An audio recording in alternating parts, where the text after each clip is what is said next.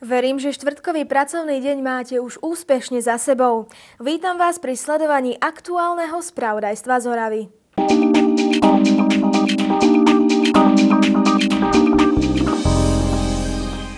22. apríl bol vyhlásený za Svetový deň Zeme. Vznikol z iniciatívy amerických vedcov a ekológov, ktorým boli sprístupnené fotografické snímky z kozmu, dokumentujúce krehkosť a zraniteľnosť Zeme.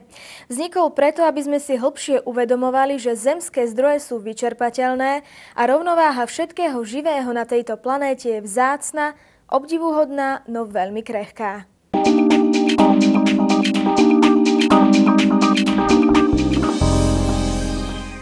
22. apríla 1899 sa narodil Nabokov, americký spisovateľ ruského pôvodu. Je známy ako prekladateľ Heineho, Puškina a Lermontova.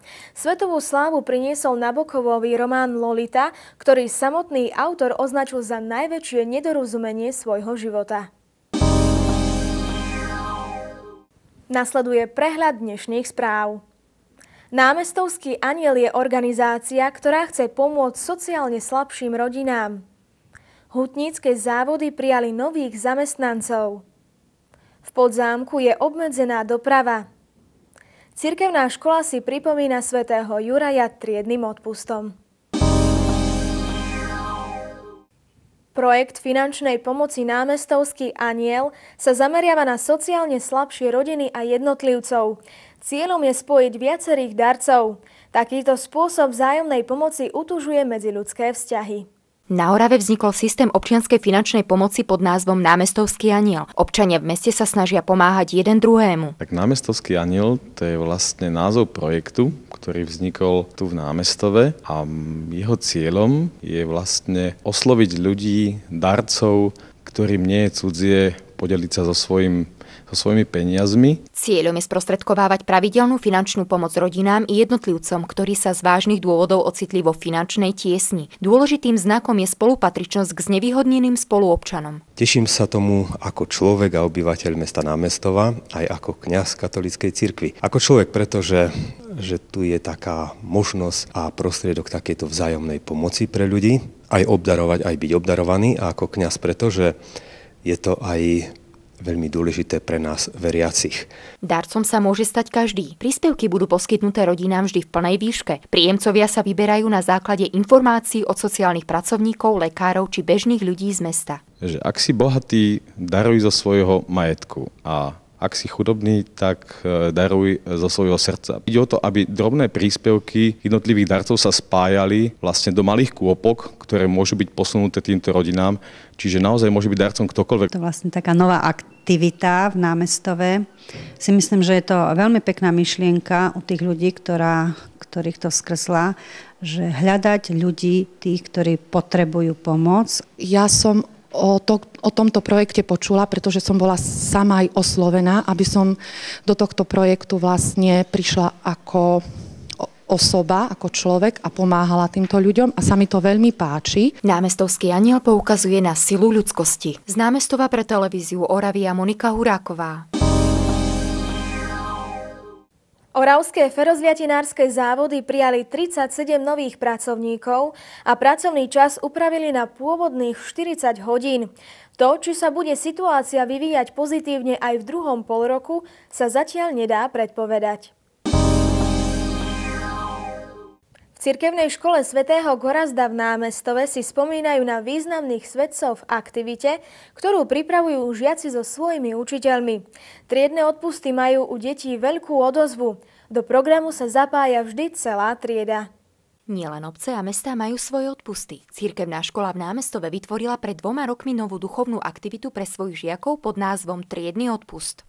Ide o to, aby každá trieda sa zoznámila s nejakým svetcom a tohto svetca si vlastne pripomenula v jeden deň, kedy má sviatok. Trieda si pripravuje rozhlasové vysielanie a informuje ostatných o živote svetca. Nechýba ani kultúrny program. Aktivita napomáha upevňovať vzájomné vzťahy. Význam týchto triednych odpustov je v tom, aby naše deti sa trošku zoznámili možno s takými duchovnou literatúrou, čiže poznali tých našich predkov alebo tých svetcov, ktorí sú pre nás takí dôležití. A to je vlastne taká tá duchovná aktivita a tá spoločenská, čiže upevnenie triednych vzťahov. Takže tento týždeň je pre naše deti z 3. A triedy taký slávnostnejší, pretože sa chystáme na náš odpust svätého Juraja. Žiaci sa na slávnosť sami pripravujú. Pozvaní sú aj rodičia. Na svätého Juraja si pripravili aj vlastne svätú omšu, kde deti same čítajú čítania, hrajú na hudobných nástrojoch, takže pripravujú sa vlastne na tú slávnosť.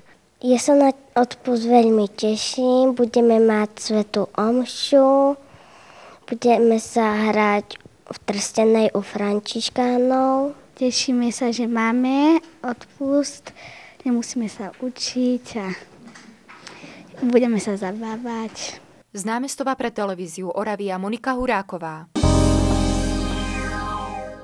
V Oravskom Podzámku prebieha rekonštrukcia historickej cesty, ktorá smeruje spod hradu do Pribiša.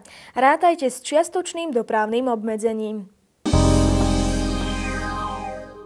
Poviete si zviera, ktoré by v našich zemepisných šírkach nemohlo prežiť. No v Zakamennom sa mu darí. Ale je to pštros či pštrosica? Na Orave dobre, na Orave zdravo, dokonca aj pre pštrosa v Zakamennom. Jazykolamy nie sú bežnou súčasťou nášho jazykového vybavenia, aj preto volí človek o čosi ľahšiu artikuláciu a svaly na jazyku tým dostávajú menší nápor. Prečo to spomíname? V hornooravskej obci Zakamene sú súčasťou súkromného majetku rôzne zvieratka, ale pštros? Človek si musí zaspomínať na legendárny film Dedičství, aby pochopil absurditu tohto výskytu. Ide však o utešené zvieratko. Že by bolo chované kvôli megavajíčkam, ťažko povedať. Majiteľ sme v príbytku nenašli. Nás zaujímalo, ako by bežní ľudia nazvali samičku pštrosa. Ako sa podľa vás volá samica pštrosa? Samica pštrosa. No tak pštros má takú samicu, hej? No tak môže byť pštrošica. Ako sa podľa vás nazýva samica pštrosa? Pštrošica, neviem. Ako sa podľa teba nazýva samica pštrosa? Neviem. Pštrošica. No vidíte, na jednej strane sme sa cítili ako pri kvíze, na strane druhej ste si mohli všimnúť problémy so samotným vyslovovaním. Správne je pštrosica. Pštros však naše jazyky neriešil, pôsobil spokojne a zvedavo, dokonca až príliš. Pre televíziu Oravia Tomáš Brna. V sobotu 24. apríla si milovníci rocku, punku a metalu prídu na svoje. V Nižnej v Dome kultúry Rotunda sa začína o 15. hodine už tradičný hudobný festival Rockfest Orava 2010. To už bola posledná správa z dnešného spravodajstva. Ja sa s vami na dnes lúčim a prajem príjemný zvyšok večera. Dovidenia.